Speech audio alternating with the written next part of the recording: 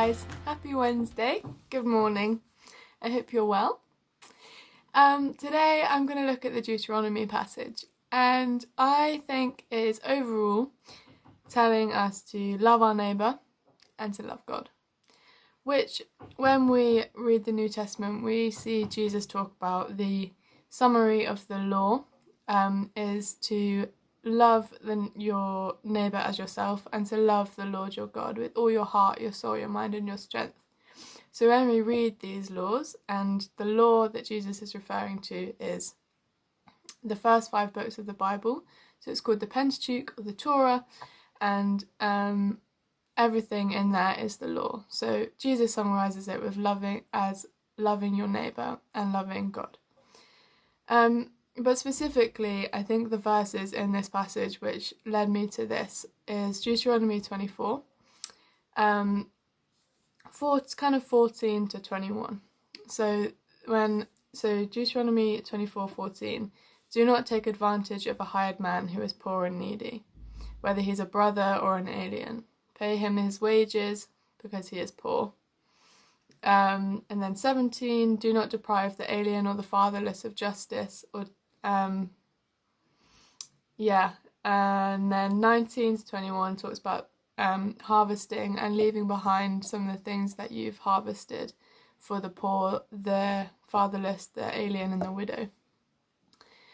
So throughout all of these passages it's talking about justice and being generous and not being greedy and having justice on your neighbour.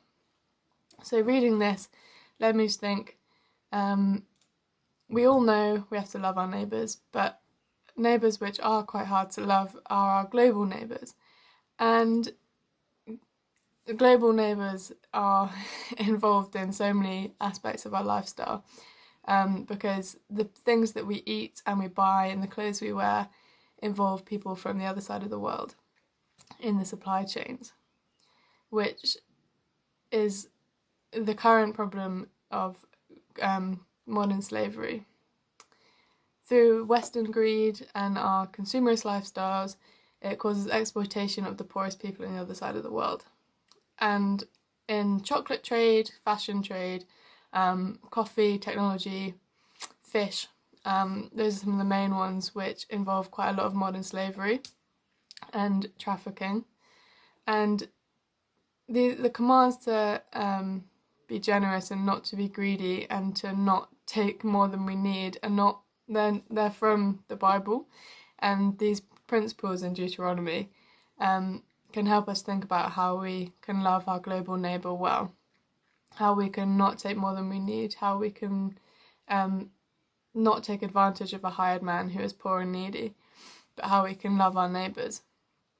So if we have cultivating the heart of generosity and simplicity and focusing on loving a neighbour with our decisions of everyday life. So how do I love my neighbour with the chocolate I buy? How do I love my neighbour with the coffee I buy, the clothes that I buy, the food products I buy, the technology I buy? Does it involve modern slavery in the supply chain? Does it involve exploitation? Does it take advantage of the hired man who is poor and who is relying on the income? Does it deprive people of justice? Does it are we taking their produce and their livelihood for ourselves and they're left with nothing? And this is really prevalent, and it's really hard when you realise that a lot of our daily things we consume involve modern slavery. But I'd encourage us this week to think about, do I love food more than I love the poor? Do I love chocolate more than I love the poor? Do I love coffee or fashion or technology more than I love the poor? And it takes sacrifice and it takes discomfort and it is hard, but with the help of the Holy Spirit, who helps us to love our neighbours and to love people and to have his heart towards people, we can be driven by love and not guilt and not shame out of our lifestyle, but driven by love to change our attitudes and to change our daily practices and the things we buy and the things we consume, to love our neighbour with our lifestyle. And this isn't an optional extra. And I think it's what we're called to as the church and as Christians and as followers of Jesus, to really take this seriously and think, how can I live ethically? How can I love my global neighbour well as my immediate neighbour? And how can I advocate for justice and promote that in my daily lifestyle?